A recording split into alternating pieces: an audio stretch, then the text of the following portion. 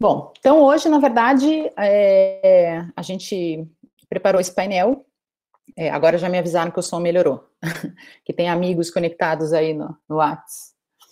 E hoje a gente vai fazer, na verdade, um grande bate-papo. Eu preparei um material rápido aqui, que eu até brinquei com essa linha, que é um painel de branding, mas no meu material não aparece, acho que nenhuma logo, nenhuma marca, porque é mais para a gente falar sobre conceitos, né? E a ideia hoje é dar uma prévia, fazer um pocket das aulas do curso de branding, que começa na semana que vem, né? Nas 2 próximas semanas, terça e quinta, nesse horário, às 8 da noite, onde o foco, na verdade, é estratégia, né? Então, acho que isso é uma coisa já importante da gente já pontuar, né? Eu não sou designer, né? A Aurora entrega o trabalho de design junto, mas o foco dessa conversa aí do curso da semana que vem e da próxima é estratégia de marca, e como a Celinha até colocou ali, né, na divulgação do curso e do painel, é a marca e o negócio, né? Como que a marca é a tradução do negócio. Obviamente, a gente vai falar um pouco de identidade visual, mas o foco aqui não é efetivamente design, o foco aqui é estratégia, branding, né, como pensamento e como construção de marca. E a Celinha vai estar organizando aí o chat, então as perguntas que vocês fizerem, passem, ela me repassa aqui, tá? E algumas eu acho que eu posso interromper e a gente já respondo, comento, ou a maioria a gente pode deixar para o final, tá? Então, vamos lá. Eu vou compartilhar a tela aqui. Deixa eu achar.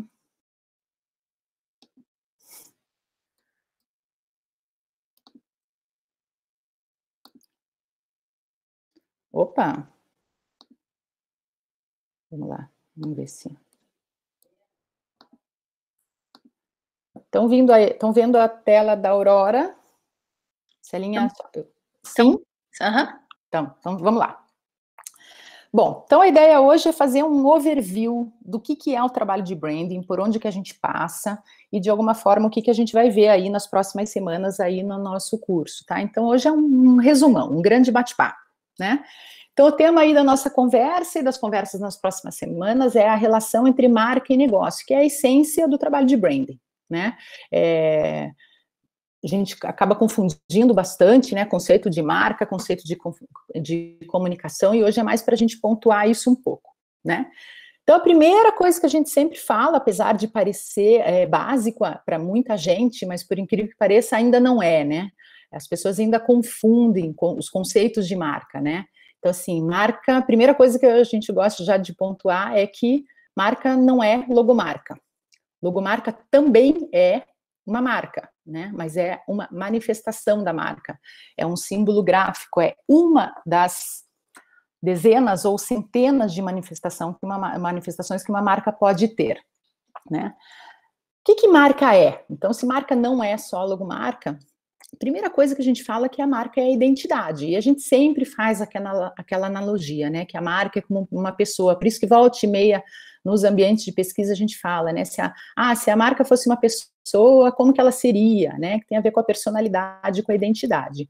E quando a gente fala da marca de uma empresa, por exemplo, a gente está falando da identidade daquela empresa, como que ela é, como que ela pensa, como que ela age, né, como que ela é vista, exatamente como uma identidade de uma pessoa.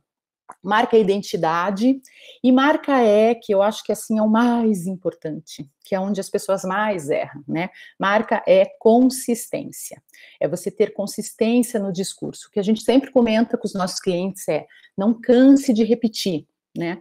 Normalmente as pessoas acham que tem que começar a inventar moda no meio do caminho, né? Então, assim, o que é marca e consistência? Deixa eu dar um exemplo, assim, super óbvio, e ao mesmo tempo super fácil da gente entender, que é uma marca que tem muita consistência no branding aqui no Brasil, né, não é à toa que ela é a marca mais valiosa do país hoje, que é o Itaú, né. O Itaú, ele tem uma consistência na construção de marcas. Eu atendi o Itaú já há 20 anos, e ele continua sendo com a mesma consistência. O Itaú é sempre laranja, sempre azul, sempre com aquela assinatura sonora, né, o tan, tan, tan, tan, tan, tan, tan, sempre com a mesma assinatura, o feito para você, né, que significa uma marca feita a partir do usuário, uma marca mais colaborativa. Então, isso que a gente está falando de consistência, a Coca-Cola, né? A Coca-Cola é vermelha e tem aquela ondinha há décadas, muitas décadas, né? Ela tem um posicionamento, um conceito de abrir a felicidade há muito tempo. Então, assim, essa coisa que às vezes as pessoas erram, né? Que a gente fala que o cliente já começa derrapando na curva, né? Que inventar uma nova fonte, inventar uma nova cor, inventar uma nova assinatura, né? Assim, o Itaú nunca vai ter vermelho, nunca. Por quê? Porque não faz parte do brand equity deles, que é a consistência de marca, né? É vermelho. Vermelho é o Bradesco, vermelho é o Santander. O Itaú nunca vai ser vermelho. A fonte do Itaú, ela é sempre a mesma, é sempre o mesmo tipo de letra. E aí é o que difere as marcas icônicas das marcas, na verdade, que não têm consistência, né? Uma marca icônica, como a Coca-Cola, por exemplo, ela não, a gente fala que o branding, ele facilita a vida, ele faz com que você não invente moda, né? Não inventa uma nova fonte, não invente uma nova cor, não invente uma nova assinatura a cada ano, né? Marca é uma coisa mais perene. Não é que como comunicação, propaganda, que tem uma versatilidade maior. Marca é a base de tudo, né? Então, consistência é a base do sucesso da construção de uma marca ou não, tá? E marca também é essência, né? O velho e bom, e ao mesmo tempo sempre contemporâneo, Kotler, fala que a marca é a essência do marketing. Né, um profissional de branding, ele é o que direciona toda a ação de marketing, né? E o que é a marca e a essência? Quando a gente fala da identidade de uma empresa, que a marca é a identidade, na verdade é isso, é a essência, é a alma, é como que aquilo transcende, né? A marca hoje é considerada o maior ativo de uma empresa, né? As marcas valem mais efetivamente do que aqueles ativos tangíveis delas, que são, enfim, máquinas, prédios, caminhões, né? E a marca é um ativo absolutamente intangível. Por isso que a gente fala da alma, né? E por isso que é tão difícil da gente fazer um projeto de branding, fazer as pessoas entenderem um projeto de branding, porque a razão, ela fala sempre mais alto. Os clientes sempre perguntam para a gente, mas o que você vai entregar no final, né? Ah, vai entregar um guide de marca, um brand book? Sim, né, parece pouco, porque na verdade eu vou estar te entregando o que? Um book, mas na verdade não, eu vou estar te entregando um direcionamento que vai dar o rumo para a tua marca, para a tua empresa, por talvez no mínimo 10, 15, 20 anos, né? A não ser que algo muito inédito aconteça, ninguém fica fazendo rebranding todo ano, né? Branding é um investimento de longuíssimos prazo. A gente sempre comenta com os nossos clientes que eles têm que diluir o valor do investimento de um projeto de branding em 10 anos. Não é assim, ele vai custar X agora, não. Ele vai custar X divididos por 120, que são 120 meses.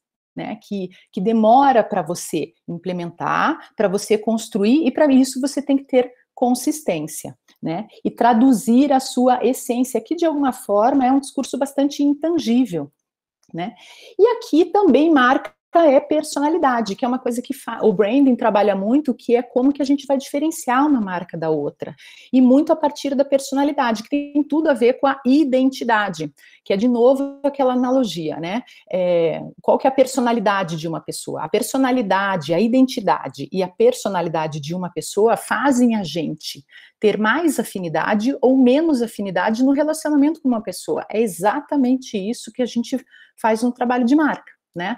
A tua marca, ela tem uma personalidade mais bem-humorada, mais escrachada, mais, vamos falar, mais contemporânea, né? Vamos pegar dois exemplos bem claros, assim, que a gente tem, né, no mundo. Coca e Pepsi, né? Vendem produtos muito similares. Obviamente, alguns vão falar, não é tão igual assim, eu gosto mais de Coca, gosto menos de Pepsi, ou vice-versa. Mas como produto, eles têm muito pouca diferenciação. Se você olha um copo transparente, um copo de Coca e um copo de Pepsi, você não sabe exatamente o que é uma coisa ou o que é outra. Agora, quando você pega esses dois copos e coloca as respectivas latinhas, a identidade do lado, você enxerga dois produtos absolutamente diferentes, né? De um lado, a Coca-Cola, que é uma marca mais tradicional, uma marca que fala mais de otimismo, que fala de família, que fala do Papai Noel, né? O Papai Noel é vermelho pela Coca-Cola, o Papai Noel original ele era verde, né? Então, a Coca tem esse discurso do abra a felicidade, né? É um discurso mais amigável, mas é um discurso mais tradicional. Em compensação, a personalidade da Pepsi é totalmente diferente. É uma personalidade infinitamente mais millennial, muito mais escrachada, muito mais bem-humorada, né? Eu até arrisco a dizer assim, se na comunicação dessas duas marcas, alguma delas fosse, sei lá, falar um palavrão, jamais seria a Coca. A Pepsi se permitiria, né? Até a história do pode ser, né, que é um tagline da Pepsi, né, um slogan da Pepsi, ele é a marca rindo dela mesma, assumindo que ela é segunda opção, assumindo que as pessoas, numa primeira opção no Brasil, pedem antes por Coca, e quando o garçom fala, até de uma forma tímida e envergonhada, puxa, não tenho, só tenho Pepsi, a grande maioria das pessoas responde, pode ser. Então, eles se apropriaram de alguma coisa que, na verdade, seria uma desvantagem competitiva, por ser o segundo lugar, mas assumiram isso rindo deles mesmos, assumiram isso com certo escracho, com certo tom de humor, né? Coisa que jamais a Coca-Cola faria, né? Então aí a gente vê personalidades absolutamente distintas quando a gente vai para o universo de tecnologia, né? Se a gente olha Apple e Microsoft, por exemplo, a gente vê duas marcas totalmente diferentes em matéria de personalidade, né? E marca é, gente, acima de tudo, né? Além de tudo, que é a narrativa, né? As pessoas não se engajam só racionalmente com o produto, as pessoas se engajam com histórias, né? O ser humano é um contador e um ouvinte de histórias, né? Então, por isso que a gente enfatiza, e a gente vai ver um pouquinho mais para frente hoje também, o storytelling, né? Que é uma narrativa, a marca ela tem que contar uma história. A marca, gente, as marcas literais, elas são muito chatas. De literalidade a gente já vive muito no nosso dia a dia, né? Marca é uma metáfora, né? A Apple, ela é uma metáfora, né? Ela é uma metáfora, um pouco uma homenagem do Steve Jobs a Newton, a maçã de Newton, né? Que na teoria caiu na cabeça de Newton. Então o Steve Jobs achava isso uma das grandes descobertas do universo. Então usou a maçã como um ícone de genialidade, né, e de pensar fora da caixa, né, que daí veio o tagline Think Different, e ao mesmo tempo a marca como logo, como ícone visual, a maçã mordida, né, que é o desejo, é Adão e Eva. Então, nenhuma dessas histórias fala de tecnologia, fala de inovação, fala de celular, fala de computador.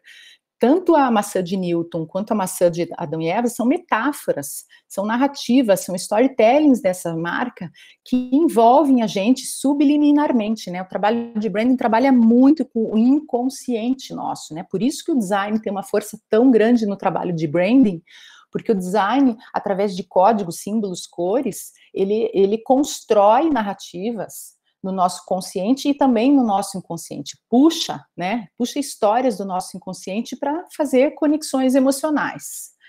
E marca é cultura. E aqui, quando eu falo cultura, são duas culturas, né? Tanto da empresa, quando a gente faz um trabalho de branding institucional, né, que é o trabalho da empresa mesmo, então tem a ver com a cultura da empresa, não é à toa, o trabalho de branding sempre começa de dentro para fora. O primeiro público a ser trabalhado, investigado, pesquisado é sempre o público interno, porque marca não é propaganda, né? Marca é essência, marca é alma, marca é a verdade daquele lugar. Então, marca é a cultura daquele lugar. Como é aquela cultura? E a outra cultura que eu estou falando é a cultura popular mesmo, a cultura do público, a cultura das pessoas, né? As marcas que a gente chama de marcas icônicas, como, por exemplo, de novo, a Apple, a Coca-Cola, a Disney, né? São marcas que influenciam a cultura, né? Então, tem até grandes marqueteiros que falam, né, que hoje em dia a gente não tem mais que uma ação de comunicação bem feita, ela influencia a cultura das pessoas, né? E essas marcas, elas são ícones culturais. Não é à toa que a Coca-Cola transcende a bebida e virou uma marca de moda, né? Ela virou um co-branding com várias outras marcas, como Tic Tac, que é a balinha, né? Aquela balinha, tem a Tic Tac e Coca-Cola, enfim. Ela transcende isso, porque ela começa a fazer parte de uma cultura pop, de uma cultura do dia a dia das pessoas. né? E assim, marca é posicionamento, né? E aqui a palavra diz tudo. Começa aqui uma certa polêmica, que chega a ser uma frase óbvia, uma frase clichê, mas na prática não é tão simples assim. E o que é posicionamento? É eu me posicionar de algum jeito, né? Eu ter um território que seja meu, né? E quando eu falo de território de posicionamento, eu falo de um território que seja meu, tem que ser proprietário, tem que ser único, né? Um posicionamento, ele não pode ser igual ao do meu concorrente. Eu tenho que exatamente buscar um posicionamento que seja único, que seja diferente do que o meu concorrente sempre fala. E da onde vem hoje a definição do posicionamento de uma marca? Do propósito. Essa é a palavra que guia tudo, né? Às vezes até em algumas aulas ou alguns clientes, as pessoas me perguntam, mas você não acha que essa história de propósito é moda? Daí eu vou já engatar aqui e falar para vocês, não, né? Isso é uma coisa do ser humano, né? Milenar, antes de Cristo já se falava de propósito, né? As pessoas têm que ter um propósito, e naturalmente isso foi transferido hoje para o universo de marca das empresas. As empresas têm que ter um propósito. A gente está vivendo hoje no mundo, e agora então mais do que nunca, com pandemia, o tal do novo normal, tal, que as pessoas vão ter que ser guiadas por uma razão de existir, por um propósito, né? E as marcas, elas têm que agora, mais do que nunca, mostrar para que vieram, né? Vender o produto por vender um produto, isso é uma coisa absolutamente quase do século retrasado lá, quando a gente falava do marketing 1.0 da Revolução Industrial, né?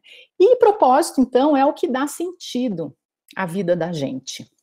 E, portanto, é o que dá sentido à vida das marcas, a vida das empresas e a vida da criação de produtos e serviços, né? A gente fala de marca muito como empresa, mas a gente trabalha muito também com criação ou reposicionamento de marcas de produtos e serviços que também tem que ter um propósito. E o propósito, o que é? Uma razão de existir. E daí, quando a gente fala de posicionamento e propósito, que são duas coisas hoje que estão absolutamente ligadas, porque a definição do posicionamento de uma marca, ela vem hoje de qual é o propósito, a gente está falando muito de que problema que essa marca veio para resolver na vida de alguém, porque se ela não veio para resolver nada da vida de ninguém, ela já nasce morta, né? E quando a gente fala que propósito dá o sentido da vida, a gente amplia pra caramba a leitura do que é marca e principalmente de por onde a gente passa num trabalho de branding, né? Então a gente liga muito marca e branding, obviamente, à comunicação, ao marketing, o que é, né? Então se eu fosse assim arriscar a ordem do mundo ideal primeiro, uma empresa ela teria que fazer um projeto de branding para definir exatamente a sua marca, saber exatamente quem ela é, que problema que ela quer resolver no mundo e como que ela vai se diferenciar da concorrência. E depois disso, ela faz um plano de marketing, por quê? Porque esse plano de marketing é o conjunto de ações de marketing para vender, para propagar aquela marca, né? E depois ela vai fazer um plano de comunicação. Então, essa é a ordem correta, é a ordem ideal de um raciocínio de marketing e comunicação. Primeiro vem a marca, que significa o branding, depois vem o marketing, que vai trabalhar essa marca, e a comunicação como uma das formas do marketing trabalhar essa marca, né? E não é só isso, né? O marketing, a marca, ele é muito além da comunicação. A gente vê marcas, por exemplo, no mundo, como o Starbucks, que nunca fizeram propaganda, né? Mas são marcas extremamente consolidadas, consistentes, por quê? Porque elas são baseadas numa experiência absolutamente, assim, redondíssima, né? Então, e além do marketing, que é a leitura mais direta que a gente tem do trabalho de marca e de branding, o trabalho de branding, e o que é, para mim, o mais fascinante de tudo, é que a gente bebe e aprofunda demais conceitos de psicologia, né? Principalmente quando a gente vai fazer mergulho e imersão em comportamento do consumidor, em pesquisa e também no design, e a gente vai ver qual que é a ligação do design com psicologia. Também, e a melhor parte de todas para mim, que é a gente também bebe muito da filosofia, porque o que é a filosofia, né? É o estudo do ser humano. da forma como que o ser humano pensa, dessa forma, de alguma forma, como o ser humano age, e de alguma forma também ligado a isso, a antropologia, né, que também tem a ver com o estudo do ser humano, mas até de uma forma mais em comunidades, em grupos, né, que hoje a gente chama em tribos, em nichos. Então, para quem achava que marketing e marca, né, estava muito ligado ao design ou à comunicação, o trabalho de branding hoje, eu arrisco dizer que ele é aqui 20% de cada um deles, né, onde muito a gente trabalha, talvez até nem só 20% na psicologia e na filosofia, porque eu acredito realmente que a psicologia e a filosofia, pelo menos a gente na Aurora, os nossos conceitos de estratégia de marca, de comportamento de consumidor, de engajamento, de propósito, de inovação, eles estão super ancorados em psicologia e filosofia. E para isso, né, para ilustrar um pouquinho, e que é o que a gente vai ver também nas aulas aí das próximas semanas, que eu coloquei aqui quem são os meus musos inspiradores. E por uma infeliz coincidência, né, hoje eu fui revisar, e dentro desses conceitos, e até peço aí que quem tiver novas referências me mandem, infelizmente todos os musos inspiradores que eu elenquei aqui hoje são homens, o que não significa que a gente não tenha mulheres inspiradoras, mas eu acho que a gente acaba tendo hoje em dia, em pensamentos mais contemporâneos, mulheres muito inspiradoras no pensamento de marketing, principalmente na área de design, né? Então a gente tem a Jessica Welch, tem a Paula Scher, tem até a curitibana, a Marina Willer, enfim, são grandes designers que lideram as maiores agências de design do mundo, mas muito ligada ao design, né? Então, quando a gente olha psicologia, antropologia, filosofia, né, e a gente vai ver aqui, enfim, pessoas de épocas e eras absolutamente diferentes, infelizmente a minha lista aqui só tem homem. Então, se alguém tiver aí, me ajuda aí uma lista para a gente equilibrar um pouco, eu agradeço bastante. O meu primeiro muso inspirador, que é, assim, o grande amor da minha vida, a maior inspiração para tudo que a gente faz no trabalho de branding, é esse.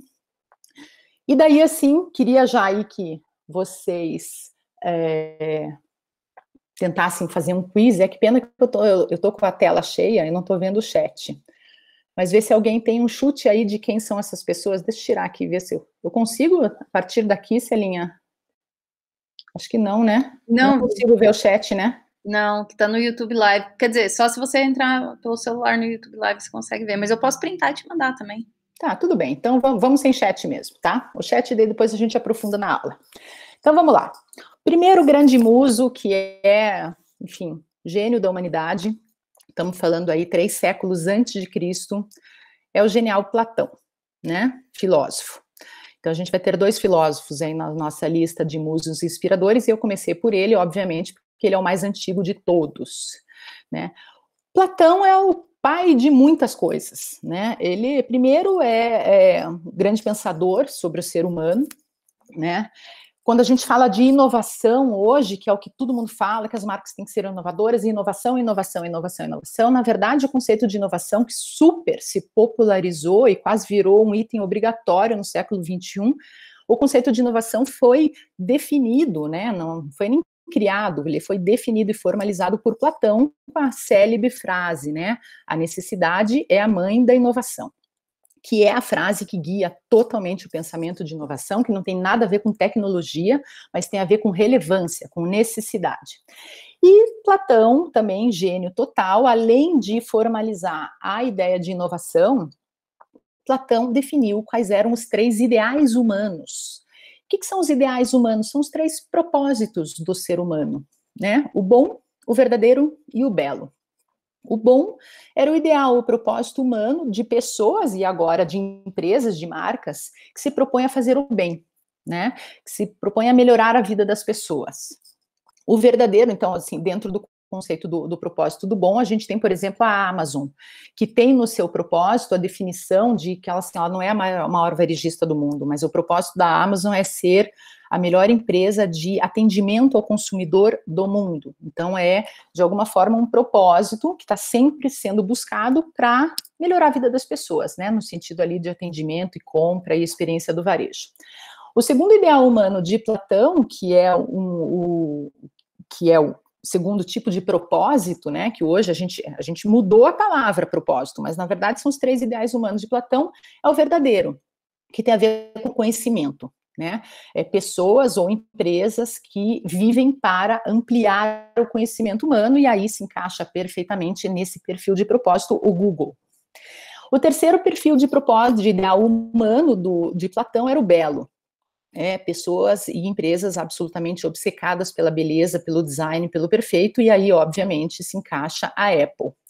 E hoje, no século XXI, a gente não, né, porque infelizmente não fui eu, mas criaram um quarto conceito de propósito que se mistura com esse de Platão, ele não anula o de Platão de forma alguma, mas ele expande, que é o conceito do propósito heróico, que são as marcas que vieram, que já existem, mas que principalmente viraram o século XX para o século XXI, com o propósito heróico de melhorar o mundo, né? Uma empresa, ela não pode mais só existir para um capitalismo na forma com que ele era, né? Que é o que hoje a gente fala do capitalismo consciente, que são as empresas com o papel verdadeiro de provocar alguma mudança positiva na vida das pessoas e uma mudança positiva na sociedade.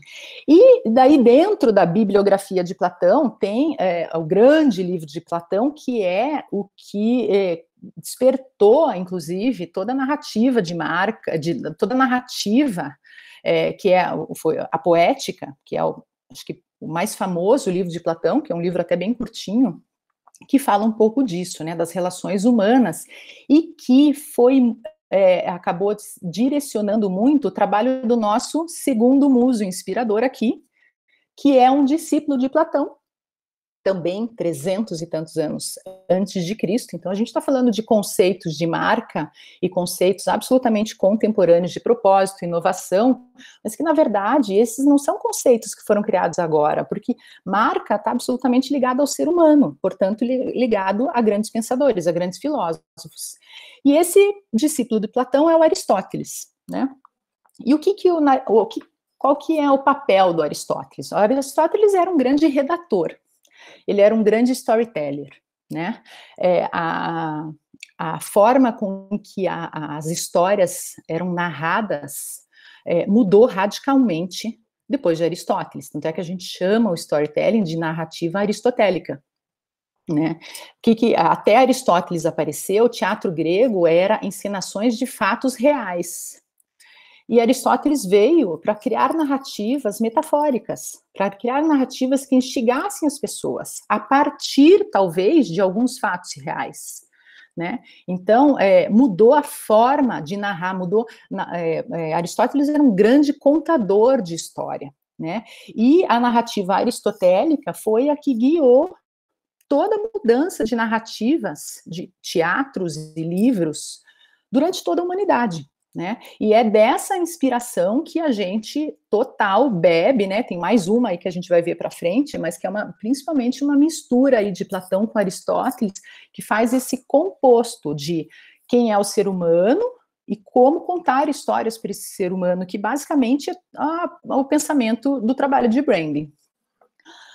E daí aqui a gente tem o nosso terceiro muso inspirador, que não é um filósofo, mas é um psicólogo, que inclusive entrou em conflito com Freud, né? Então a gente tem aí o Jung, que é outro gênio, né? E o Jung tem um livro, que é um livro de cabeceira de quem trabalha com marca, principalmente de quem trabalha com branding e design, que é O Homem e Seus Símbolos, né? Que é a grande bíblia aí de Jung, que trabalha, assim, ele inclusive brigou com Freud, né? Porque Freud tinha uma leitura sobre o ser humano absolutamente diferente da leitura que Jung começou. Ele era um discípulo de Freud, mas começou a contestar Freud, porque ele falava muito do inconsciente, e Freud não acreditava no inconsciente. Né? Então, O Homem e Seus Símbolos trabalha muito as simbologias que a gente se relaciona no inconsciente, e que foram simbologias muito estudadas e que ele trabalhou muito e detalha muito nesse livro. Ele é um livro também de, eu acho que aproximadamente já uns 100 anos, né, 1930, por aí. Então, Jung é uma grande inspiração, principalmente para quem trabalha nessa conversão, né, da estratégia de marca pro design, porque o Jung trabalhava a simbologia para o ser humano, e o design é a simbologia de uma estratégia de marca, né? Então, dentro desse universo que a gente falou da psicologia, tá muito a força e o trabalho que o Jung deixou, o legado dele. E daí aqui a gente já começa a pegar pessoas mais contemporâneas e que ainda estão vivas, né, alguns deles, né, aí o bom velhinho, né, que é sempre uma inspiração, que é o Kotler, né, que desde lá de trás, do século passado, tem uma bibliografia muito rica e que eu gosto muito porque ele vem narrando e mapeando, né, as 4 fases do marketing, né, do 1.0 até o 4.0, que é a fase que a gente está hoje, mas eu gosto muito porque o Kotler, ele tem pregado que as empresas não têm mais que ter diretores de marketing, mas sim tem que ter diretores de branding, porque o marketing vem do branding.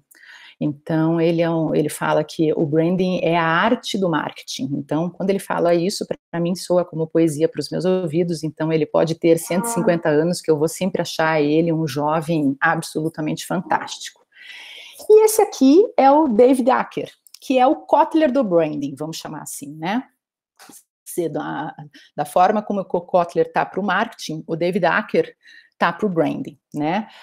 O principal livro, que eu acredito que também é um livro já escrito há mais de 40 anos, né, que é Como Construir Marcas Fortes, é do Acker. O Acker ainda dá aula, e ele dá aula na Kellogg School, que é uma escola principalmente focada em marketing e branding nos Estados Unidos, e ele tem uma bibliografia muito vasta, muito boa como consulta, e inclusive tem um que é Estratégia de Portfólio de Marcas, que fala de arquitetura de marca. Então, assim, é o beabá do branding. Não tem como você saber de branding sem passar por Acker. Ele é, assim, leitura fundamental e é, assim como o Kotler, um senhor absolutamente genial e super contemporâneo. E agora, para os super contemporâneos mesmo, né, vem aqui um que já virou quase um megastar, né, que é o Simon Sinek. O que eu gosto muito do Simon Sinek? Primeiro que ele virou um guru pop do branding, né? Ele muito popularizou o conceito do propósito, que é o porquê, né? Ele prega, né? Ele tem o The Golden Circle, né? Que o que ele fala, né, com toda a razão, que as empresas sempre começam, né, o seu marketing, elas sempre usam do o que e não do porquê, né, o que é o produto que eu faço, né, então ele fez o Golden Circle, onde ele fala que você tem que começar do centro do círculo, que é o porquê que eu faço isso, ampliar, que é o como eu faço isso, e por último, o que eu faço. O que eu faço, o produto que eu vou lançar, depende do porquê que eu faço, né, eu tenho que ter uma razão de existir. Então, na verdade, ele pegou, enfim, absolutamente esses conceitos, né, que são já platônicos, que já tem de Kotler, já tem de Acker, mas ele popularizou numa linguagem que hoje qualquer empresa acaba usando a metodologia dele, do Golden Circle, que está muito bem detalhada no livro, né, comece pelo porquê. E agora, o ano passado, ele lançou um outro livro, que é o The Infinite Game, que eu também acho muito bacana, porque ele fala isso, né, o negócio, né, um negócio é um jogo infinito, né, e o teu principal concorrente é você mesmo, né, então você tem que estar sempre se desafiando, né, ele tem muito uma leitura aí, muito uma leitura até de startups e tal, mas de alguma forma que se aplica a qualquer perfil e a qualquer tamanho de empresa. O outro muso, que é um cara que eu descobri há pouco tempo, na verdade faz uns 2, 3 meses, até numa reunião que eu tive com um cliente, e foi meu cliente que falou, e eu comecei a acompanhar, e estou até dando uma olhada num livro, não li o livro inteiro, mas tenho visto uns TEDs dele, que é esse cara aqui, que é o Scott Galloway, né? O Scott Galloway, ele é um professor de marketing da Escola de Negócios da Universidade de Nova York, e ele escreveu um livro recente, que é o The Four, que a gente chama de The Big Four, né? E ele é extremamente crítico, inclusive, que é o The Four. Ele fala da hegemonia, né? E quase de uma paixão cega que a humanidade contemporânea tem pelas The Four Big Brands, né? Facebook, Amazon, Google e Apple, né? E então ele chega a ser uma crítica, inclusive, à nossa cultura de adoração, né? E ao mesmo tempo é o modelo de negócio deles, enfim, tem um TED dele, se entrar no YouTube, digitar Scott Galloway, The Four, já vai aparecer, tem até tradução, ele é super enfático, assim, ele é até bem agressivo no discurso dele, mas o que eu adoro do discurso dele é que ele fala que as grandes corporações, como essas The Big Four, elas falam que o sucesso delas é que elas são muito certeiras em atingir um órgão ou um instinto humano, e ele mapeia o corpo humano com esses The Big Four, onde ele fala que o Google é o cérebro, que o Facebook é o coração, a Amazon é o intestino, e a Apple é o órgão sexual. Então, o The Big Four é um composto das necessidades humanas, que é Deus, né, que é o Google, amor, amar e ser amado, que é os relacionamentos, Facebook, consumo, Amazon, né, que é o intestino, e sexo, que é Apple, que é desejo. Então, ele tem uma leitura, assim, dessa coisa instintiva do trabalho de marca, do trabalho dessas 4 grandes marcas, assim, e ao mesmo tempo muito crítico, que é muito legal, porque normalmente a gente olha essas marcas sempre, assim, achando elas o máximo, e a construção de marcas e os negócios, e realmente são, mas ele traz um contraponto crítico, assim, super, super interessante e bacana, né? E aqui tem um outro que também é super contemporâneo, que é o John Mackey, que é o criador do The Whole Foods, que foi comprado pela Amazon há pouco tempo, né? Confesso até que um pouco, infelizmente, porque acho que perdeu um pouco da alma, e inclusive é uma das grandes críticas do Scott Galloway, essa aquisição. Mas independente do negócio do Whole Foods, o John Mackey escreveu um livro que na verdade virou um grande movimento, inclusive tem institutos no mundo inteiro, que é o Capitalismo Consciente. E é um livro, né, Capitalismo Consciente, como despertar o espírito heróico dos seus negócios. E por exemplo, para a gente aqui na Aurora, é a base de todos os trabalhos. Assim, ou é, não tem outro caminho. Que é um novo capitalismo, né? Aquele capitalismo só do lucro a qualquer preço que a gente vivia, daquele excesso do consumo, tal, ele tem que morrer.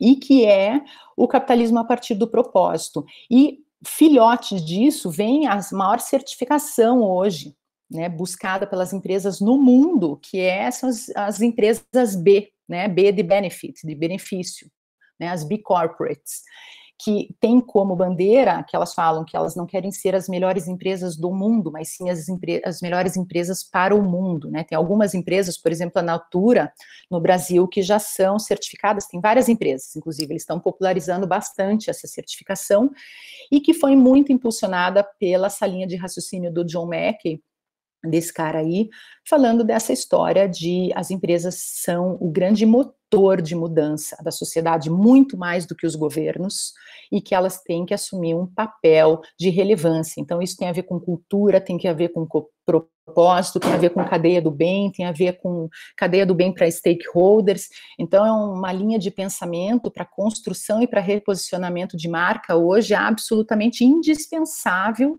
quando a gente fala do mundo que a gente está vivendo, né? Então, tem uma coisa legal que, assim, esses movimentos, por exemplo, o John Mackey fez esse livro há mais de 10 anos, né? Ele já estava falando do novo normal. Então, a gente que trabalha principalmente com tendências, eu lembro que eu fiz um projeto para a Volvo há 3 anos, que o nome era o novo normal. Então, isso que a gente está falando da pandemia agora, do novo normal, o que acontece é o seguinte, isso tudo já estava caminhando. A pandemia só fez com que agora tudo se acelerasse, né? E principalmente a gente começasse a repensar valores, tudo, mas esses conceitos todos que a gente está falando agora, eles já estão vindo mais ou menos desde 1990 ali, né? No final do século passado. E esse aqui também tem a ver com Aristóteles, né? Mas ele é bem mais contemporâneo, né? Que é o Joseph Campbell, que escreveu o grande livro de storytelling, que é A Jornada do Herói, né? E ele, enfim, ele inspirou muitas narrativas, né? Entre elas até Star Wars, né? Ele era um grande amigo do George Lucas. Star Wars foi inteiro inspirado na Jornada do Herói. E quando a gente fala de storytelling, né? Por exemplo, a gente fala uma super marca de storytelling, que é Red Bull, né? que usa esportes radicais, né, e a metáfora do Red Bull te dá asas, né, para falar que ele te dá energia, só uma metáfora. Então, de alguma forma é isso, né, a jornada do herói ali é a metáfora de Red Bull, que você vira um herói quando você toma aquele energético, né, o que a gente sabe que ele é só um energético, né, então a gente está falando só de uma narrativa, de uma história, né. Então, Joseph Campbell, A Jornada do Herói, é outro livro super e ultra indispensável, um livro super antigo, mas ao mesmo tempo extremamente contemporâneo. E aqui a gente tem o recém-falecido, faleceu em 2017, né, então aqui a gente entra em antropologia, né, na verdade sociologia, ele era um sociólogo e filósofo, né, o Bauman, o Zygmunt Bauman, e que ele é um grande pensador, né, ele faleceu há pouco tempo, mas deixou um legado onde principalmente o conceito da modernidade líquida, que ele fala da nossa sociedade agora. Então o Bauman já está falando da modernidade líquida há muito tempo. O que é a modernidade líquida, né? É a nossa sociedade do efêmero, né? Das relações que ele chamava de líquidas, né? Que são relações frágeis, fugazes. E no trabalho de branding a gente se debruça muito nisso, porque as pessoas têm milhares de impactos todos os dias com marcas, com propostas, enfim, né? Como a gente instigar, como a gente captar a atenção das pessoas nesse mundo líquido, nesse mundo tão efêmero, né? Nesse mundo tão rápido, né? Ele fala muito das relações fugazes. E aqui, daí, também, a gente pega algumas inspirações que criaram marcas icônicas, né? Disney, a Disney vai completar 100 anos em 2022. E continua sendo, pela revista Forbes, uma das 15 maiores empresas mais inovadoras do mundo, né? E eles têm tudo que a Disney faz está ligado ao propósito deles, né? De diversão, de alegria, de entretenimento. Né? Então, todo passo que essa empresa dá, cada aquisição que ela faz de uma marca de Marvel, enfim, de tudo que entra ali, tem que estar ligado ao propósito dela, e é uma marca, apesar de ser uma marca secular, é uma marca que se renova a cada dia e se transformou num grande ícone cultural, né? Outra marca, a marca icônica, obviamente, né, não tem como a gente gostem ou não gostem, né, mas que realmente revolucionou é Steve Jobs e a Apple, né, e aqui a gente está falando do quanto a marca é cultura, né, ele personificou uma marca, mas mesmo depois com a partida dele, a Apple continua indo muito bem, obrigada, e fechou o ano passado como sendo a segunda marca mais valiosa do mundo, só perdendo para o Google. Então, ele realmente trouxe uma cultura para a Apple tão forte, ele construiu uma cultura tão forte, que mesmo depois da morte dele, essa cultura, muita gente, né, falava, meu Deus, mas o que vai ser da Apple agora, né, e ela está lá firme e forte, assim, renovando o legado dele a cada lançamento, e assim, com um branding absolutamente impecável, extremamente simples. Eu uso muito o exemplo da Apple, principalmente para arquitetura de marca, né, eles têm dois grandes braços de arquitetura, que é o mundo AI, né, e o mundo Mac, e é isso, e não inventam moda, é a mesma fonte, uma logo só, assim, é o menos é mais no branding, assim, feito com maestria.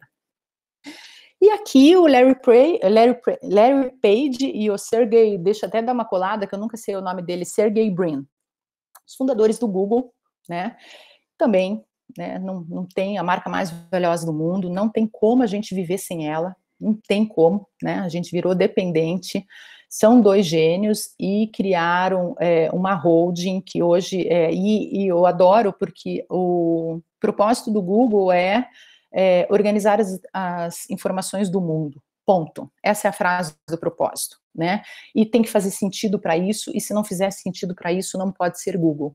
Então, são dois, enfim, caras que saíram, acho que era de Stanford, se não me engano, não sei, acho que Stanford, da MIT, acho que era Stanford, e realmente criaram uma marca de uma simplicidade e ao mesmo tempo de uma complexidade, assim, genial. E aqui que eu gosto muito, que é o Yvon Chouinard, né? Esse senhor, ele já faleceu, Ele é o fundador da Patagônia, que é uma marca de roupas americanas, que foi criada em 1972, então ela tem 48 anos e também é uma das listadas na lista da Forbes como uma das 15 empresas mais inovadoras do mundo. Então ela é uma empresa já que tem quase 50 anos, extremamente inovadora e com um propósito absolutamente do bem, e eles têm um conceito de marca muito, muito consistente. Nas Black Fridays, eles são super o anticonsumismo, né? Então eles falam que a hora que se compra uma roupa da Patagônia, aquela roupa tem que durar a vida inteira. E então você leva lá, eles costuram, eles são assim, compre menos e compre melhor, né? Então chega em Black Friday, eles fecham as lojas porque eles acham aquele estouro consumista americano de Black Friday um absurdo. Então eles é a história do posicionamento de marca, eles se posicionam, né? Mesmo aparentemente sendo um posicionamento anticapitalista, né, que não vai render bons frutos. Então vamos lá agora para dar uma acelerada, porque a gente começou um pouquinho depois, mas para não estender demais, né? Então o que a gente vai ver aí nos próximos dias também do curso, que eu trouxe aqui para a gente fazer uma olhada geral, né? Começando pelo começo, né? As diferenças entre esses conceitos, que eu já falei um pouco, né? Branding é o processo, é a construção de uma marca, né? E marca não é só identidade visual, é também identidade visual, e tudo isso junto tem que ser trabalhado no marketing. Então, são conceitos que se complementam, mas são conceitos absolutamente diferentes, né? De especialidades diferentes, de bagagens, backgrounds diferentes. Né? E efetivamente o nosso mundo está aqui, né? O mundo que a gente está falando hoje, na verdade, muito o meu mundo, porque eu não sou designer, né? Entrego o trabalho de identidade também, mas não sou eu efetivamente que faço, né? E dentro do trabalho de branding, a gente sempre busca formalizar o que a gente chama de plataforma de marca, que são, do mesmo jeito que o marketing lá do Kotler tem os 4 Ps, o branding também tem os 4 Ps, né? Mais ou menos nessa ordem. O propósito, que é a minha razão de existir, que é o que vai guiar o meu posicionamento. Posicionamento não é o que eu falo, mas é como eu sou percebido, né? O termo posicionamento tem a ver com a posição que eu tenho no cérebro, na cabeça das pessoas. Os pilares de marca, que são de alguma forma os valores, as crenças, e chama pilar porque é aquilo que dá base, que alicerça a busca pelo meu propósito, então tudo gira em torno do propósito, e a proposta de valor de uma marca, que é o conjunto de benefícios de uma marca, né, que a gente separa basicamente em 3 tipos, né, os funcionais, que é o básico que uma marca tem que ter, né, meu curso tem qualidade, ok, né? É o mínimo, né? Os emocionais, que é efetivamente onde o trabalho de marca tem que migrar, e um terceiro tipo de benefício que não é para qualquer marca, que a gente chama de benefício de autoexpressão, que a marca ela é um ícone tão forte que ela ajuda a expressar um pouco da minha personalidade, né? As marcas de luxo, por exemplo, trabalham bastante com isso. A própria Apple, né? Não é à toa que um iPhone custa muito mais caro. Por quê? Porque ele transfere status para a minha personalidade, que é isso que a gente chama de benefício de autoexpressão.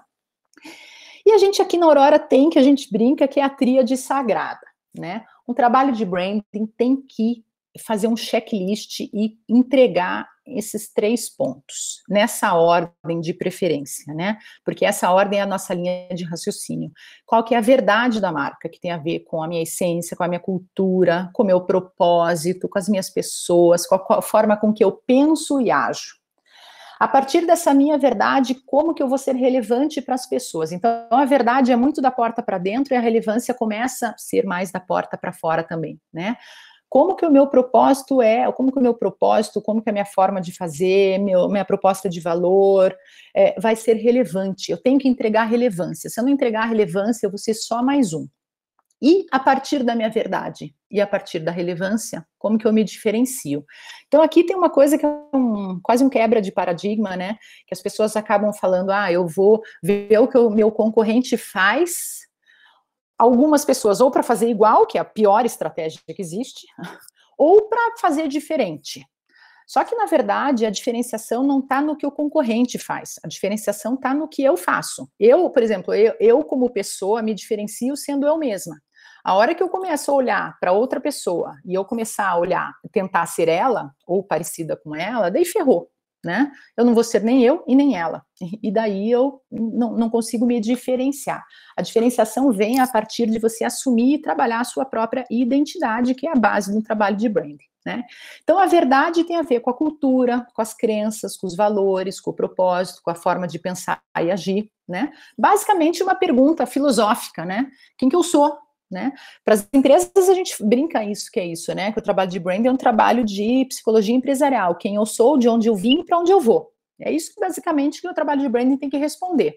A relevância tem a ver com as pessoas, quais as necessidades que as pessoas têm, quais os valores dessas pessoas, quais os hábitos, quais as culturas dessas pessoas, né? Como que elas são para eu entregar algo que seja verdadeiramente relevante para ela, né? Como que eu posso ser relevante para as pessoas? E, por último, a diferenciação, que tem a ver com o mercado onde eu atuo, com a concorrência, com o contexto, e tem a ver com ser único, né, e não ser parecido com o outro, né, que é o que eu faço de único que verdadeiramente me diferencia. Só que para a gente olhar tudo isso, quando a gente fala de cultura, de valores de pessoas, a gente pergunta, né, em que tempo que nós estamos? E essa pergunta hoje é uma pergunta complexa. Né?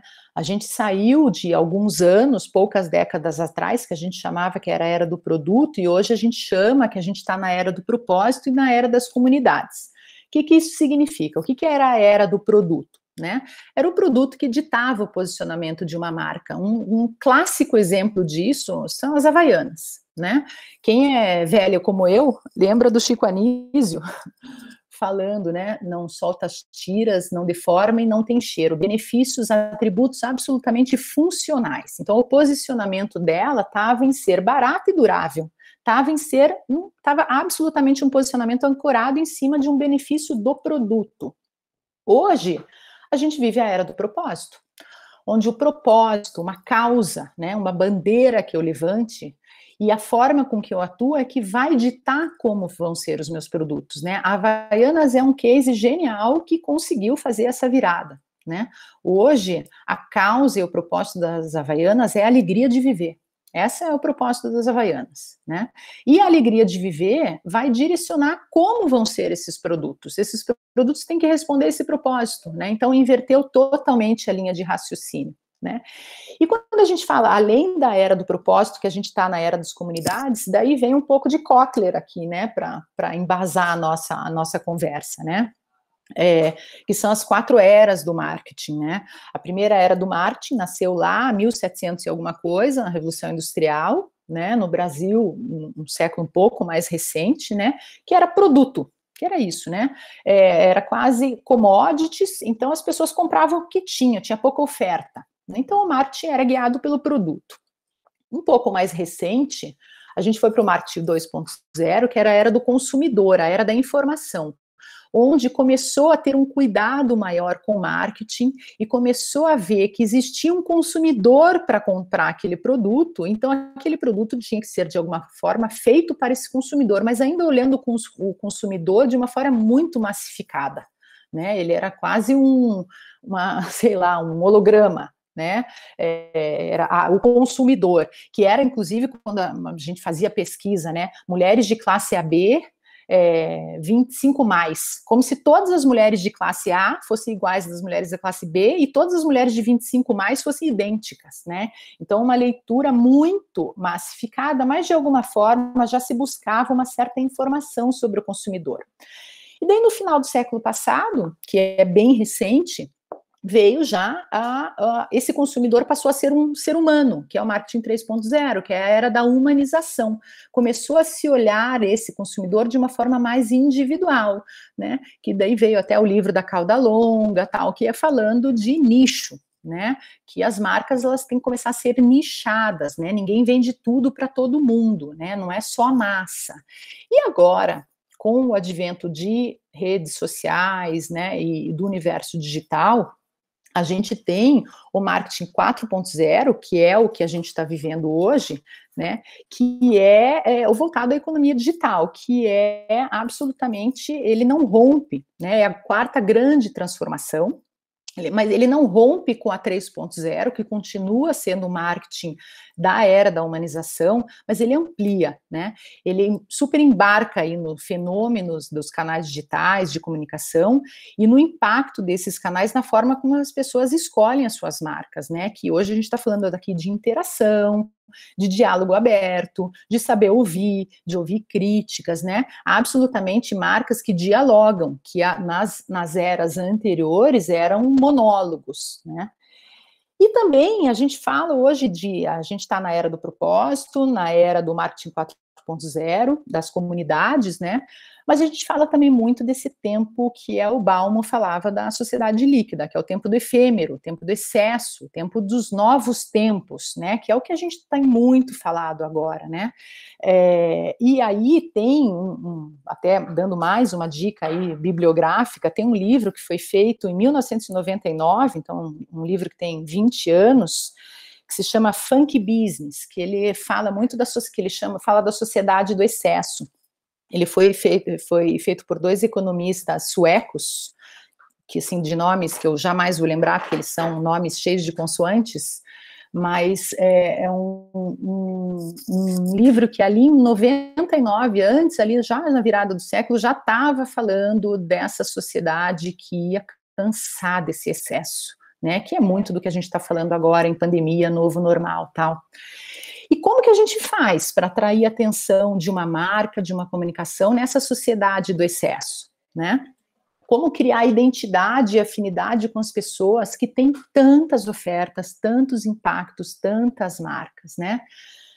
Por isso que o conceito de propósito se fortaleceu tanto, né? Tem que existir uma razão de existir, né? Tem 5 perguntas de Platão para propósito, né? Que é por que eu existo, por que eu preciso existir, as pessoas vão sentir falta se eu deixar de existir, entre outras questões, né? A frase do propósito, ela tem que responder a isso, né? E a partir do propósito se cria se populariza também o storytelling, que são as narrativas que contam, que fantasiam, né, que detalham, que engajam, que instigam, que encantam o que é o propósito, né? E hoje, só que hoje, mais do que nunca, não basta só falar. Eu não posso só ser um contador de histórias, eu tenho que ser um fazedor de histórias, né? Então, várias marcas estão evoluindo do seu storytelling para o seu story doing, que é não só contar uma história, mas realmente promover uma mudança, né? A Patagônia ali, que eu mencionei, é uma grande case de storytelling, mas um grande case de story doing.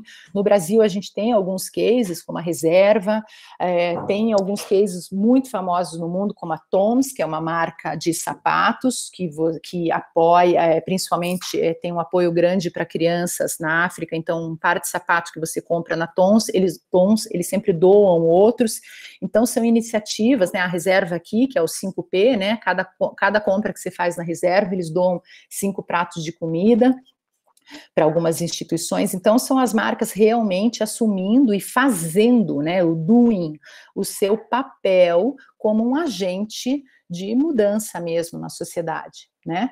E aqui a gente vê uma ambiguidade, a gente já está fechando aqui a minha parte do monólogo, né?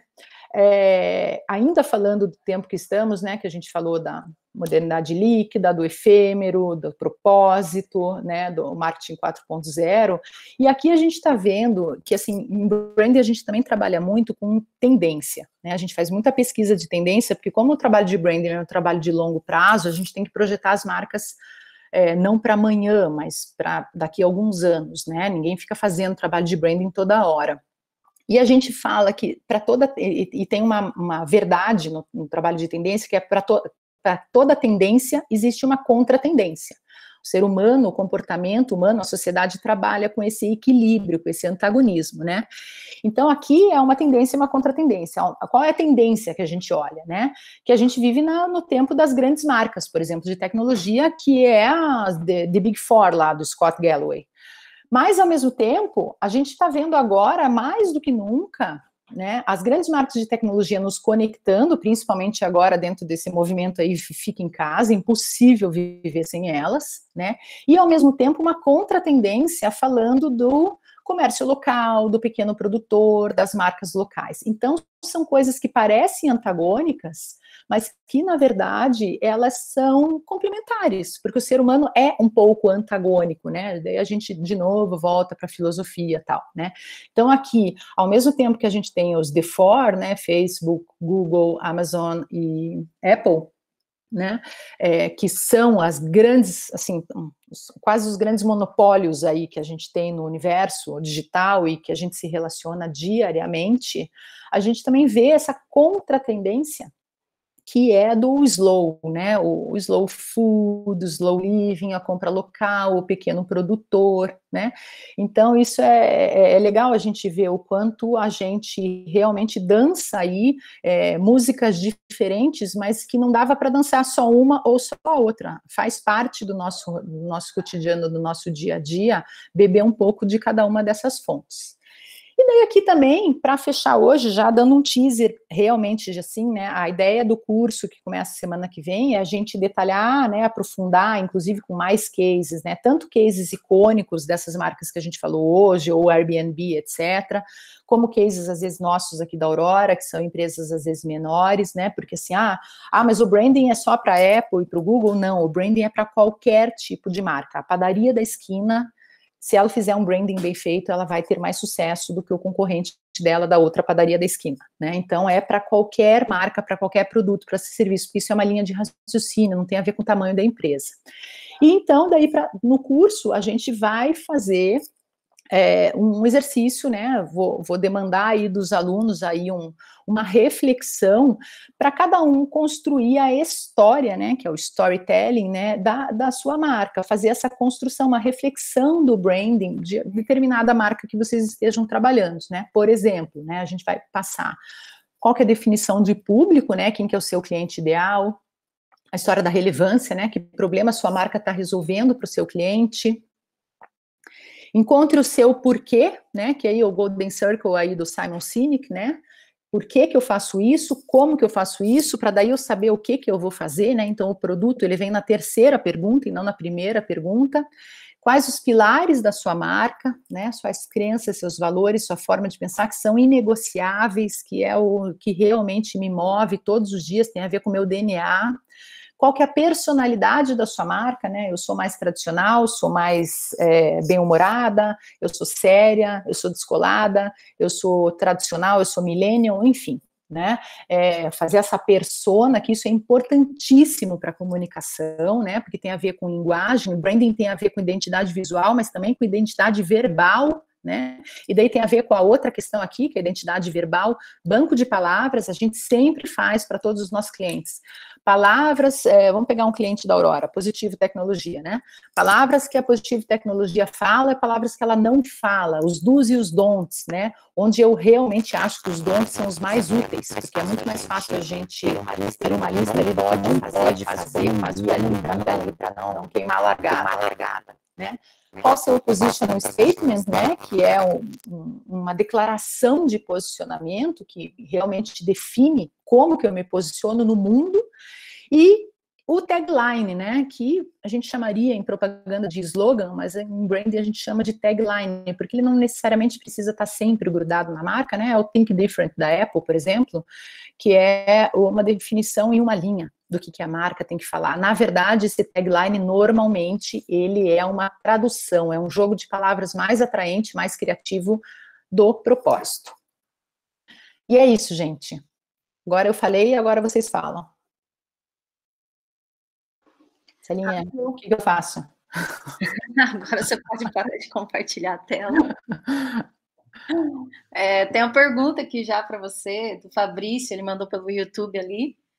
Aproveitando o gancho da Havaianas, quando partir para o reposicionamento de uma marca, que acredito ser algo bem delicado? Quando partir? Quando você achar que o posicionamento atual da sua marca não traduz mais quem você é, o que você entrega, como você pensa, e principalmente quando não traduz mais relevância para as pessoas, né? Quando você olha quando você olha para a sua marca e não enxerga mais nela a verdade que tem por trás dela, né? Então, assim, a gente sempre fala muito isso, né?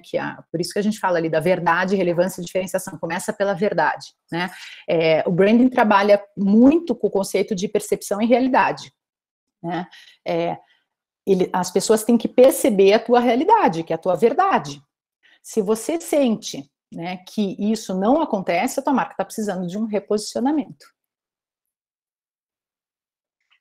Legal. Tem outra do Richard. Olá, Viviane. Uma vez eu ouvi do ex-diretor de marketing da Azul que a identidade visual da marca precisa ser reformulada de 10 em 10 anos. Você acha que o projeto visual tem mesmo esse prazo de validade? Eu nunca tinha ouvido, na verdade hoje eu falei de 10 em 10 anos, porque é um pouco do que a gente vê e estuda como um timing, né? Mas nem todo o trabalho de branding mexe na identidade visual, isso é uma coisa importante. Tem vários clientes nossos que a gente trabalha e que, por exemplo, tem identidade globalmente ou nacionalmente, né? Por exemplo, a gente trabalha muito com o SESI e o Senai, de Santa Catarina. E eles são uma marca como identidade alinhada no Brasil inteiro, porque tem lá uma CNI. Então, a gente cria universos visuais para aquela proposta de marca específica deles, mas eu não mexo na logo, o que, na minha opinião, é uma pena, porque eu acho que ela precisaria ser mudada. Então, eu não sei se esse prazo de 10 anos ele é uma verdade absoluta, não é uma ciência exata.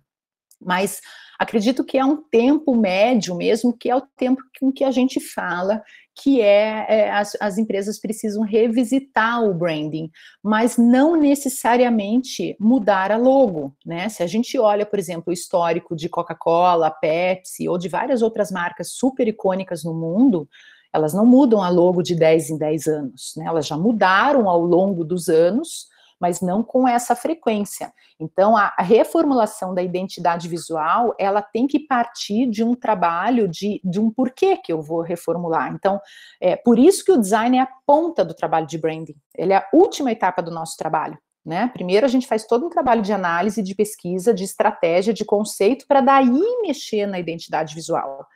Porque daí a gente vai saber o que precisa mexer, qual que é o posicionamento e o conceito da marca que a gente está trabalhando, que vai impactar naquela identidade vai traduzir ou não vai traduzir aquela estratégia de reposicionamento.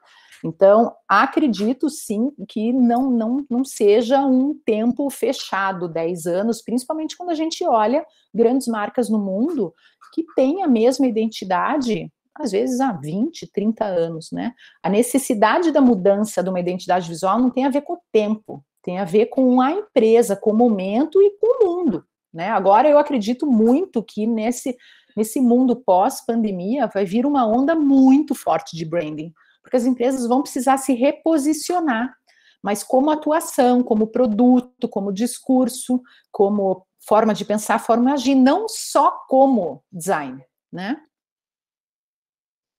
Exato. Tem uma outra aqui da Viviane Miranda. Qual livro? A Vivi, minha amiga, querida. Olá, qual livro você indicaria para alguém que quer começar a se aprofundar no assunto?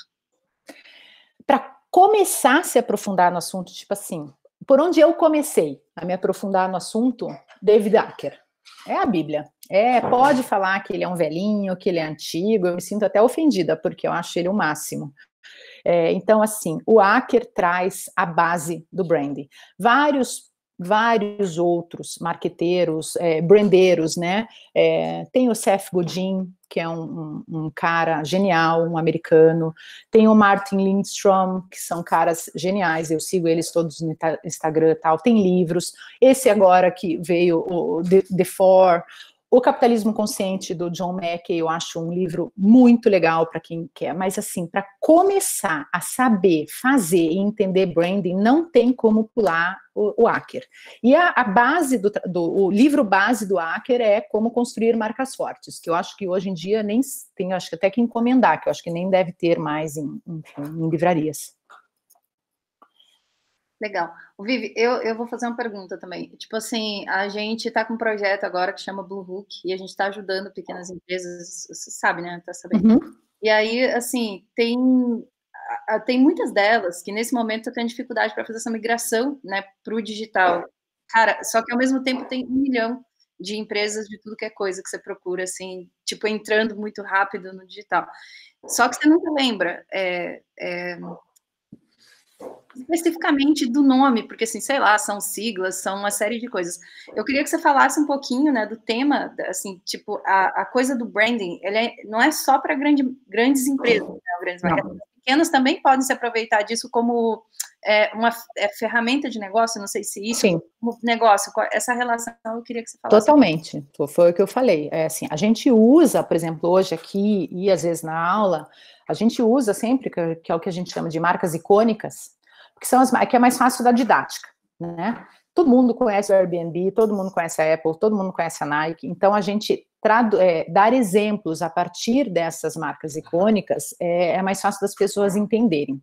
Agora, branding, ele é um processo para qualquer pessoa que tem uma marca, inclusive pessoas, né, que é, por exemplo, uma área do branding que eu não trabalho, que é o personal branding, que é a pessoa se tornando marca, né, então, esses influenciadores digitais, tal, tudo se bebem aí desses conceitos de personal branding. Então, eu até comentei aquela hora, né, a padaria da esquina, ela deve fazer branding. Todo mundo que tem uma marca, de alguma forma, faz branding. Todo mundo. E tem clientes nossos que falam assim, eu preciso fazer um trabalho de branding porque minha marca não tem posicionamento. Isso é um equívoco. Toda marca tem posicionamento. Por mais que você tenha um botequinho ali, um botequinho caindo, um pé sujo. Toda marca tem um posicionamento. A diferença é que o branding faz a construção forma de realmente a sua verdade seja entendida pelas pessoas.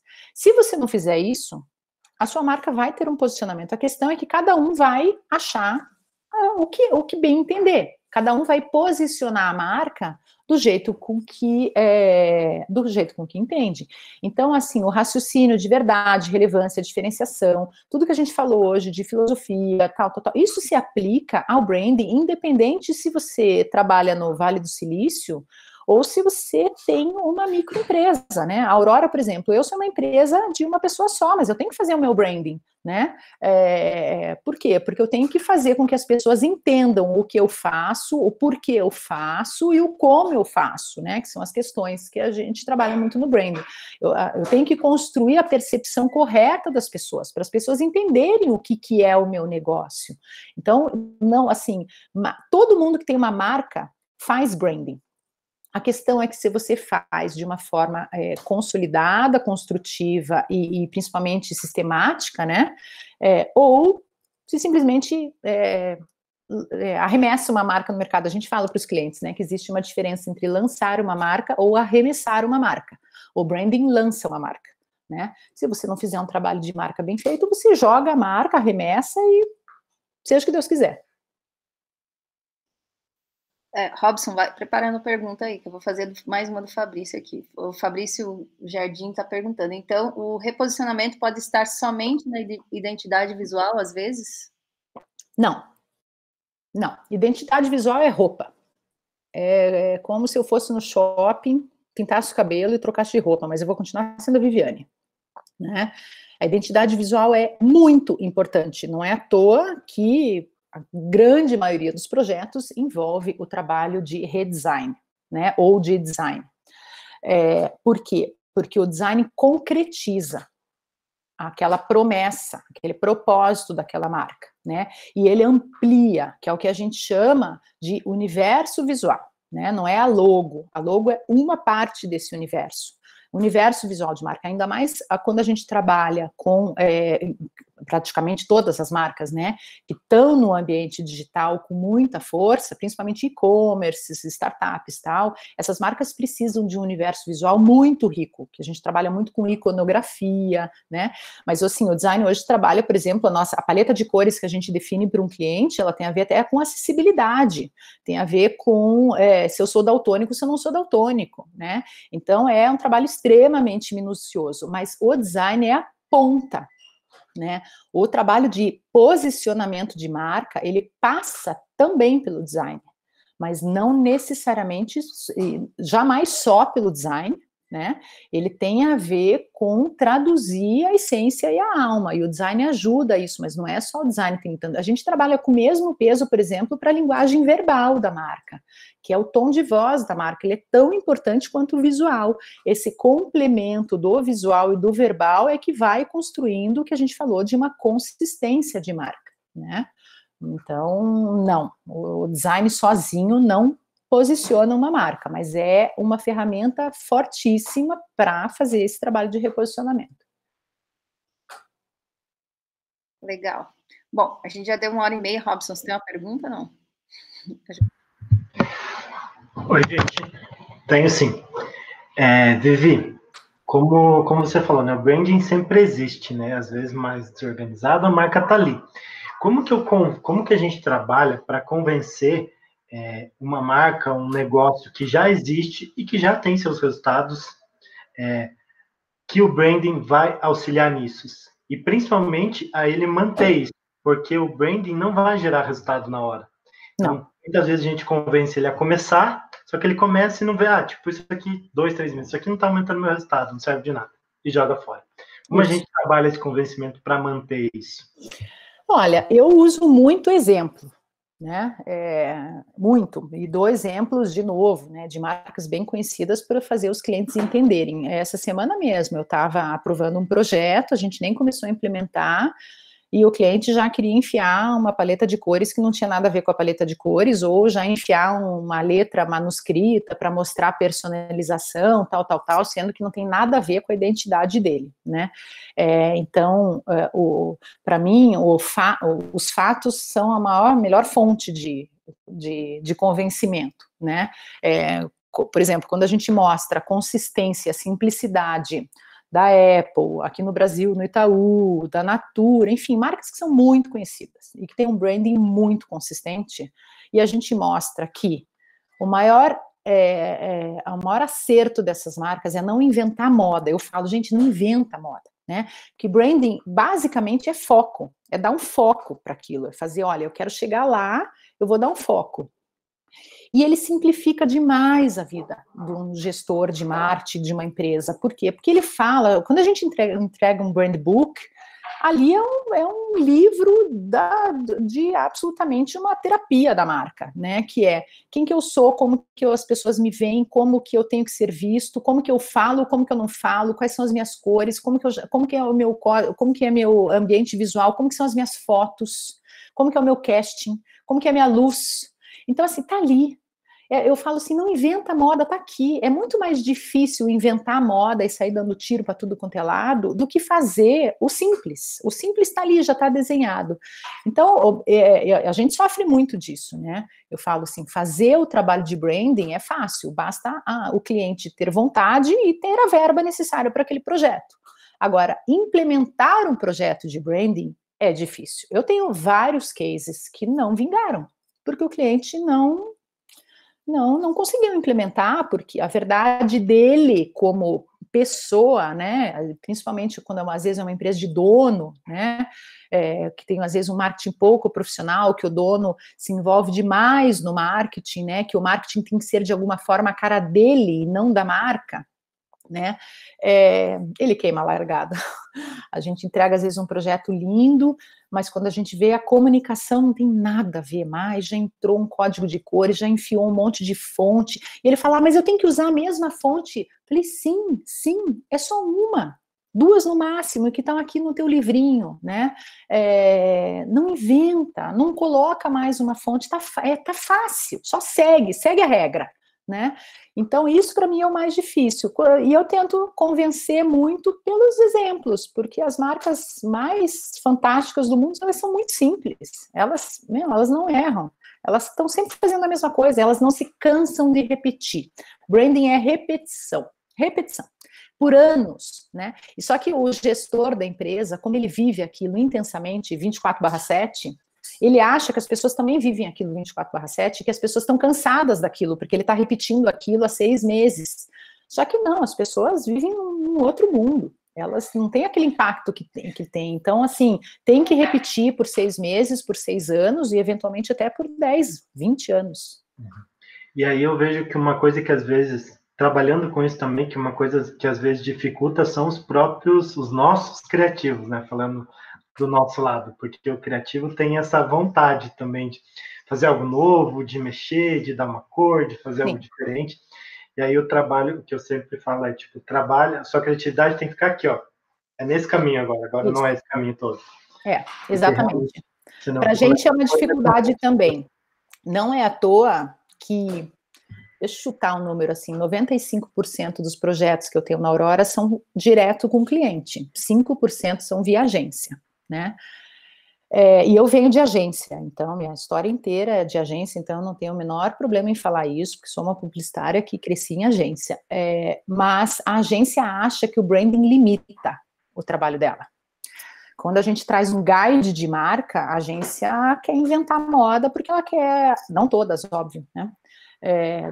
Falando aí como você falou, né, alguns casos, porque o criativo acha que aquele design não é o dele e não é o mais apropriado, daí já tenta inventar alguma coisa, enfim, porque ela quer criar em cima daquilo, e sim, precisa se criar em cima daquilo, mas precisa se criar em cima daquilo que foi feito, e não criar outro aquilo, né? Então, é o mesmo raciocínio que a gente fala para o cliente, não inventa moda, né? Então, a gente vê, assim, quando a gente olha a comunicação das grandes marcas, elas têm um guide, elas têm um padrão, né? E é assim sempre. E isso, às vezes, para uma agência, para um time de criação, é monótono. Eles querem fazer, criar, inventar, né? Então, o branding, às vezes eu escuto, né? Quando vai implementar, que engessou o nosso trabalho. Não, ele não engessou, ele direcionou. São formas diferentes de enxergar, né? Mas isso acontece e muito. Exato. E essas marcas são geniais justamente porque elas conseguem ser criativas fazendo a mesma coisa, que não é a mesma coisa, mas seguindo o mesmo caminho. Sim, sim, e é uma demanda grande que a gente tem, assim, de muitos clientes falando que, tem muitos clientes agora trabalhando com vários parceiros de comunicação, né, não tem mais tanto aquela coisa da agência de propaganda ter aquela conta, né, há décadas, né, isso cada vez menos.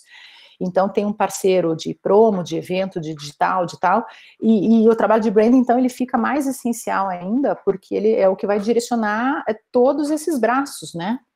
E até, sem ter o trabalho de branding, o cliente, cada hora passa um briefing, vira um discurso absolutamente frenético, a marca falando em cada manifestação dessas, de uma forma totalmente distinta, uma forma diferente da outra, e daí é zero consistência, né? Então, muito que a gente vê é uma angústia das empresas que falam, meu Deus, eu gastei X mil reais, ou às vezes X milhões de verba no final do ano, ela olha para trás, o histórico do ano, ela fala, meu Deus, eu dei tiro para tudo quanto é lado, eu gastei não sei quantos milhões, e a sensação que eu tenho é que, na verdade, eu não construí, que realmente não construiu, porque deu tiro mesmo, não teve um foco, um caminho único, e o branding dá esse caminho único, né? Que para alguns é visto como um gesso. Tô adorando, mas assim, agora já deu 1h30. A gente vai ter que encerrar, senão ninguém vai assistir esse vídeo gravado. Beleza. Então, se quiserem depois, passem, Celinha, mais perguntas e tal, depois eu respondo por WhatsApp, por e-mail, sem problemas. Bom, mas melhor que isso é só fazer inscrição no curso que a Vivi vai abordar cada um desses tópicos aí mais profundamente. Vai ser um curso curto, né, Vivi, a princípio? Assim. São 4 aulas, né? Terça e quinta da semana que vem e da próxima. Legal. E daí, depois, a gente está pensando em fazer uma nova versão mais longa, na sequência. Mas, um curso de branding mais completão, né? Mas esse agora é mais uma aula, né, diluída em 4 aulas para a gente abordar o que a gente falou aqui, mas daí trazendo cases, né, aprofundando e principalmente trazendo essa parte prática para os alunos fazerem essa construção, essa reflexão da sua própria marca. Eu já fiz o curso, acho que umas 2 vezes, já fiz com a Vivi, e vale super a pena, gente. Aproveita. Obrigada, eu adoro. O Robson nem é o recordista, tem outras pessoas que fizeram 3. Sempre tem alguma coisa nova, né? Então tá, gente, obrigada aí, obrigada Celinha, obrigada Robson, obrigada a todo mundo aí pelo tempo, pela paciência, né, são quase 10 da noite, e se possível, vejo vocês semana que vem, terça-feira, 8 da noite, né? Então tá bom. Obrigado, gente. Beijo para todo mundo, boa noite.